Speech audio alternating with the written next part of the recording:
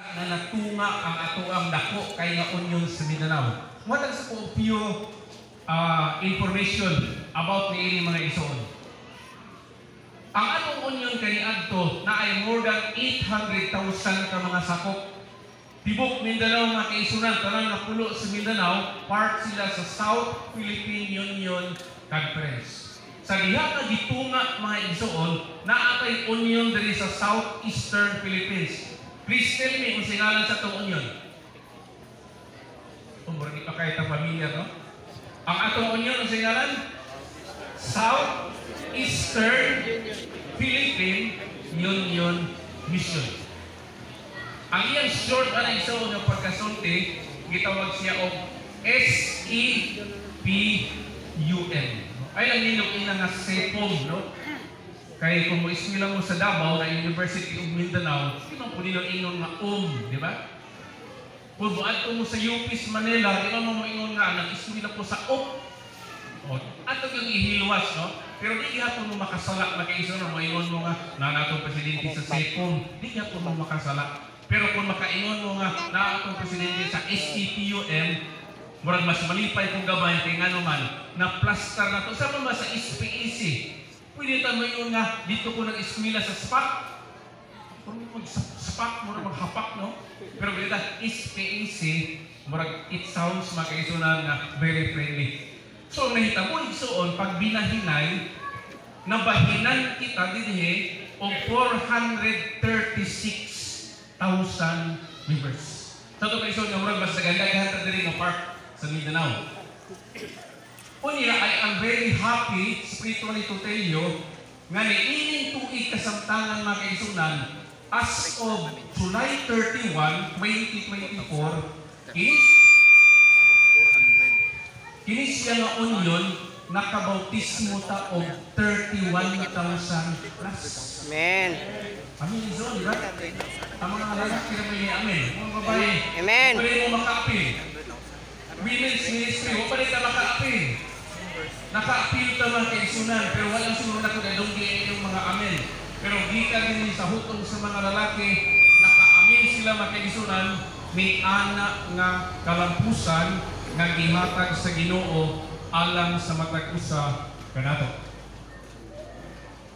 Amen niyo? Last year, ang atong nabautismuhan sa Timog Mindanao is only 68,000.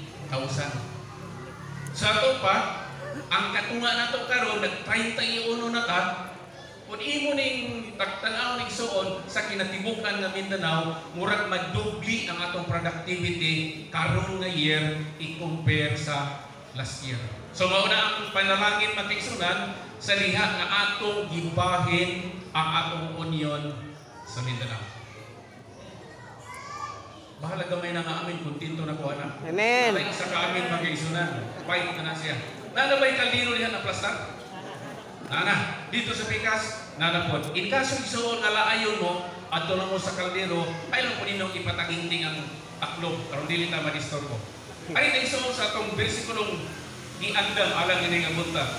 Hebreohanon kapitulo 12 bersikulo 2 nagaigo na ni nga magatutok ang Hesus nga mao ang mag-uukmad o maghihingpit sa atong pagtuo. Sorry kay sa mga Ilonggo speaking mga kaisunan kay akong gikot ang Cebuan Bible. Kaya nag-ingon ang sunod nga tungod sa kalipay nga ibutang sa iyang atubangan may antos sa cross sa walay pagsapayan sa pagkamakauulaw ni ini o karon nagalingkod siya diha sa trono sa Dios.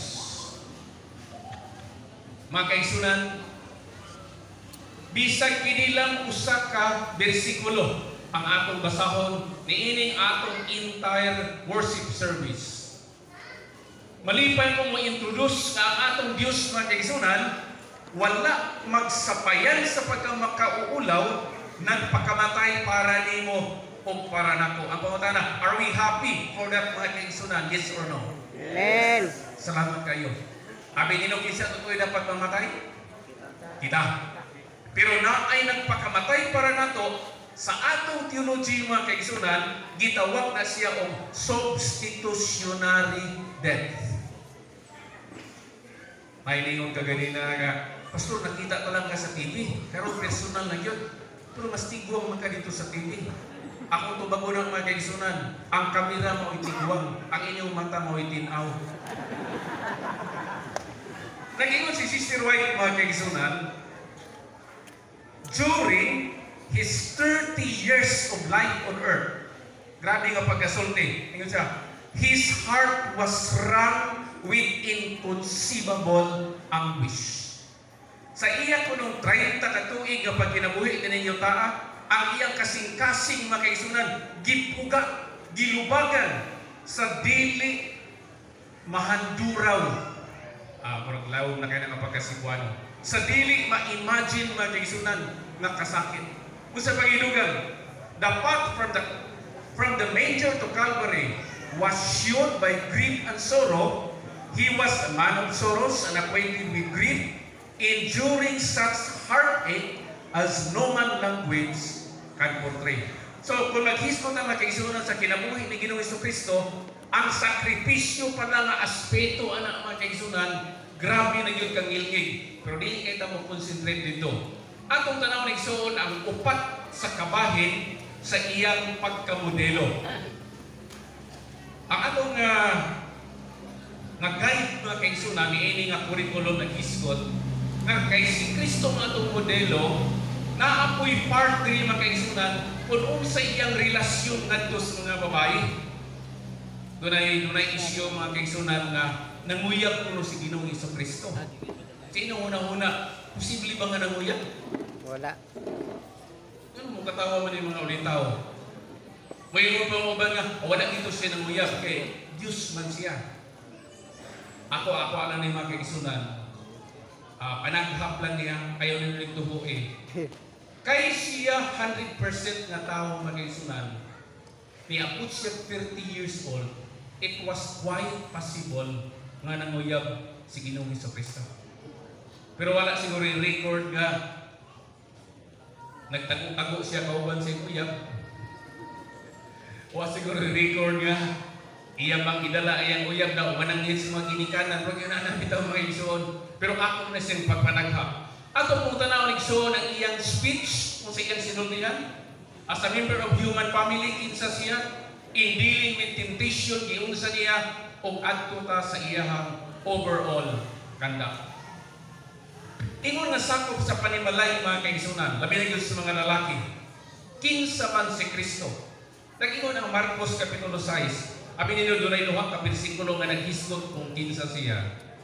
Mark 6 verse 3 ug Matthew 13:55. Ang Marcos mga kaigsunan, fix kaayo nga si Kristo dili lang anak sa panday, kinsa man siya.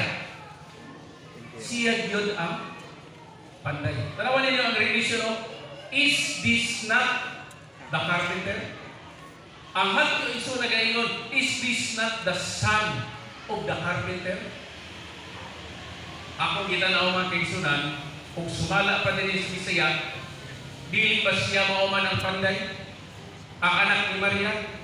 O nag-ingon igsoon ang Grigo nga pitulungan, nai-inisyo sa igsoon ang Grigo, Tikton. Nag-ingon dito, nga si Kristo usa ka manual laborer. Ganina gisgotan ni Pastor Otola ang the value of work, no? Abi nino kini mga lalaki manggod.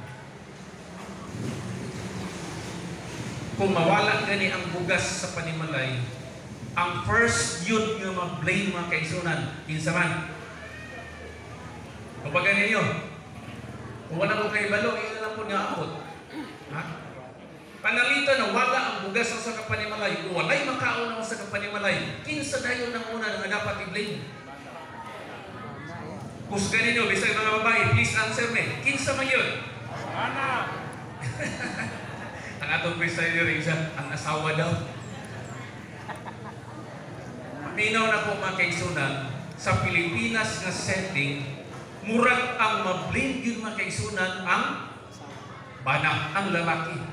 Muna nga atong i-emphasize rin mga kaigsunan, part sa curriculum, part aning ang module, nga ang mga lalaki, ingon nga si Kristo ang ilahang modelo, dapat nga mo trabaho. Una mo extension sa tayo mga kaigsunan. Basahan ninyo ang 1 Timothy chapter 5 verse 8. Kaya malumang mo sa gingon dito? Nagingon dito, siya nga wala nag-provide sa membro sa iyang panimalay, he is worse than the infidel. Ang usa pulo ka tawo mga kaigsunan, ang usa ka lalaki nga wala siya nagahatag sa iyang kauban sa panimalay, nganong wa man makahatag mga kaigsunan, kay walay trabaho. Siya mas ngilngig pa kaysa usa nga wala nagatuo. Ako nagibaliktad sir kay dili ko gusto hangin. Tina. Okay na ko. Pwede na ibalhin ganin dito kay murag galimutan sa Pastor Piroy. Rapo kira ko. Balik tayo ni Kristo. Oh. He is Emmanuel laborer. Dili lang kay carpenter siya makaisunan. Unsa pa gid siya? Stone mason. Sa to pa nga siya tigtilti kung bato. Si tilti kong bato. O nag-ingon iksaon si Sister White. Kung imong tanawon na ang sinulatan ni Sister White. Of course, as a model, Jesus loves to work. O dili lang kay he loves to work magkaigsunan, even in manual labor. Abi nilo karon nga modern society, kini pagtrabaho mga kaigsunan murag ngayon sila nga tunglo man siguro ning pagtrabaho. Tunglo man siguro ni kay grabe naman yun magtrabaho. Pero isoon, naay comment si Sister White na gusto na kong i-share. Nag-ingon din ang Desire of Ages, page 72. As Jesus worked in childhood and youth, mind and body were developed. He did not use physical powers recklessly, but in such a way as to keep them in health, that he might do the best work in every line. Kini siya igsoon nga part, akong hangyoon mo nga akong basahon, including our young people and our children. Katong makabasa, akong basahon kita tanang go. God appointed work as a blessing. Do you believe in this, makaisunan? Yes. And only the diligent worker finds the true glory and joy of life. Sa ato pa, sa diha nga imong nasabtan nga ang work makaigsunan is a blessing atong trabahon. Nag-announcer sa una sa Davao City. Ingon niya, kining mga tao, sige pangayo og job. Pero pag abot sa job, dili jabon. Ngayon sa aplikant sa pagkakatabang mga kaigsunan nga gi-briefing sa iyahang agalon nga babae. Ingon na iyang agalon nga babae, day, kung apply na yung kakatabang diri sa mong balay, sayo gud kay mi diri mangmata day, kunya sayo pud mi mamahaw. Alas 6 mamahaw na gid day. Kay si sir moadto sa trabaho, ako pud moadto sa eskwelahan kay maestra mo ko. Pagyaw sa nato ang damtrak mga kaigsunan. Eh, balong mo ko sa tubag sa katabang na aplikant. Ingon siya, ma'am, sa yuha day ninyo mamahaw, no? Ingon ani na lang, ma'am, panaliran di pa ko kamataan na, una na lang yung magpamahaw. Kira po, no? Habi na kung istorya lang ang makaigsunan, very lately, nag-text niya akong misis o ang aplikant na pwede mo apply ko o trabaho sa among balay. Wala makitrabaho sa among balay makaigsunan. Pero ninyo din siya sa iyang message dito nga, ma'am, naamoy TV, ma'am. Eh, wala mo ko'y cellphone sa pagkakaroon. Kunya, kung human kong trabaho, laayon ko, may lang kong makatamutan ako kong TV. Okay naman nag-iabot. Pero ang akong trust rin makaisunan, especially sa itong mga lalaki, na we should consider work as a blessing. Amen. Kadang mga kaisunan, if we consider work as a blessing, then having a job of any kind, nagpanday man ka, nagumama ka, nagmaistro, o whatever igsoon, nagihatag sa Ginoo nimo nga calling, ato ng trabaho mo igsoon. Amen? Amen. Kung sa gingon ni Maalang Solomon, let us do it with all our might. Dili ta magdugay dira makaigsunan. Adto ta sa iyang speech, nagtudlo si Kristo, nagingon siya, but let your yes be yes, and your no, no. Para ni sa mga lalaki, for whatever is more than this is from the evil one. Ambot ko na kailan mo makaigsunan ni Awing Indino. Nakadungog mo ng ngalan nga Awing Indino? Yes or no? Asa mo na? Sa Hope Channel, kanang sa buntag igsoon sa Sabado, panimbayas ka buntagon. Nailinya ni igsoon na ako nadunggan during sa program na nakatawa ko. Ako siyang gitawagan pagkahuman. Iyon siya, ang puloy-anan malipayon kung ang mga bana, mga bakakon. Di ako siyang gitawagan. Wait, sakot pa sa mo ito. Kaya kami diyan kay Sir, the monitor mi sa Hope Channel program. Kaya hindi gusto nga namin ito mga language, ito mga maabot dito sa public, nga kanapang language or sentence which is susceptible of double meaning. Sabi po di pasabuti mo ito. Isyonali na, Pastor. Usahay, masamok ko ang panimalay, Pastor, kung ang bana mutok ang kiyong klaro. This refers to the general idea. Dili para sa mga Adventista, Pastor. Para ni sa tanang mga tao, kaya nato itong audience, publiko man. For example, ang bana, nanako, gikan sa sapungan. Pag-abutan na, Pastor, magikan doon. Di kinamutukan, Pastor, kay kumutukan sa man. Pastor, mga asawa. Naku yung truth, no? Pero si Kristo mag-igsoon na tingon siya, kung yes, yes. Lalaki yan, kung no, no. Sabi niyo naman kay istorya, no? Kita ng mga Ilonggo, di ba naingon nila ng mga tikalon kuno ta? Ang mga Cebuano po, mga putputon. Pero mga laki, magkaisunan, Jesus needs a few good men. Tanaw mo ninyo ang kanta na ito ganina? Mga tao na, kung saan musulti sa kamatuuran. Let's go back to Jesus. Jesus is faithful and tactful in His speech. Sabi ninyo mga kaisunan, kanang itong pagka-tactful, musulti ka sa usa ka butang, na somehow the truth cuts, but it never hurts.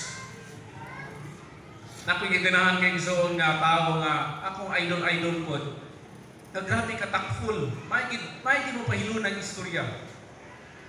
Sa lihat na siya pa ang dean dito sa Mountain View College, mag-dean ka dito sa dormitory o ang alang-alang kang pailog.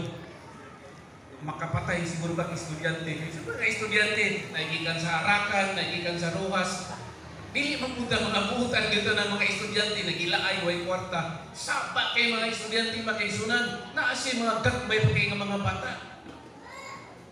Pero kay balo mo, iyang giadto ang mga estudyante nga puting sa paa. Mga estudyante makaisunan, dito sa second floor sa dormitory, ang salog sa dormitory ato nga tayo kahoy. Dito ilang balay sa ilalong, pwede yung sa paa kay basketball na yung mga estudyante sa ilang room. Iyang giadto dito, kaya malubag yun sa niyang pag-approach. Simple. Ingon siya, Dong, kadyot na ako yung istorya. Uy, sir, naanay ka, sir. May kinakabisita ka. Ingon siya, Dong, pasinisya kay mo, Dong, ha? Kana akong mga bata, masakwa. Kina, sige nagpanghila, mag-away, o niya, magsigdagandagan. Basig na disturbo mo din sa akong mga bata mo. Oo, makadungog din akong mga bata. Grabe kasama, Dong. Tingnan ko to, siyempre ka basketball, kasi mandunggan. Tingnan ko to, mga estudyante ka. Uy, wala kaya may makadungog, sir. Tingnan nito siya na, may pa mo, ang inyong kasaba, dali dungog kayo nito silong. Lagi kayo pagkasulti makaisuna, no? But this is Jesus Christ. Kanang musulti siya makaisunan, He spoke with authority. Kanang musulti siya, ang kamatuoran isuon mo hiwa sa naminaw sa iyang istorya, but it will never hurt the hearer of His speech. Kalaming unta mga lalaki kung pareha kita ni Jesus Christ. Gamay lang ang sulti. Ingon siya, kung yes, yes. Kung no, no. Dili kayo may nga, yes lagi day. Mamatay pa ng atong silingan. Ano yan? Hindi pa ng silingan? To prove your lie, you need more lies. Muna mga kaisunan. So dili na. Kung yes, so be it. Kung no, so be it. Mao na isuon si Jesus Christ sa iyahang pagkasiya. Ari na isuon sa sunod. Dali na mga 2 oras budagan. O pa hindi gutom. Gamay na lang makaisunan. Pero kato di naging makaya. Nay kaldero. At tutay isuon as to how Jesus considers temptation. Ato sa ibaling gamay. Ingon nga usa ka membros panimalay, unsa gani si Jesus isuon? He loves to work. He loves to work. Sa iyang speech nga kaisunan, he was very tactful, par excellence. Pero lambi yung kay siya muhanay sa iyang istorya. Ato po ni, pwede na ito ni ma-adapt mga babae? Yes or no? Inayas for this mga babae. Kini mga laki, okay naman, naningkamot man nga words. Kaya ba ko ni Maalam Solomon nga, a word fitly spoken is like apples of gold in the pictures of silver. Ang maayo ko ng pagkasulti nga pulong magkaisunan, mura siya o apple nga bulawan dito sa bulagway sa mga silver. But anyway, anita ison, Hebrews 4:15. Pwede na buhagyo ng mga women nga mo'y mubasa para sa mga lalaki. Tanan nga mga babae, basahan ninyo para sa mga lalaki. May ganyan kay dili na kayo looy mo tanawon kay nadool-dool na sila ninyo. Kanina pastilan murag imong mga akusado. Na mo dristo nga kanya to nagpalibot dito sila. Okay, women, this time please read. Here they go.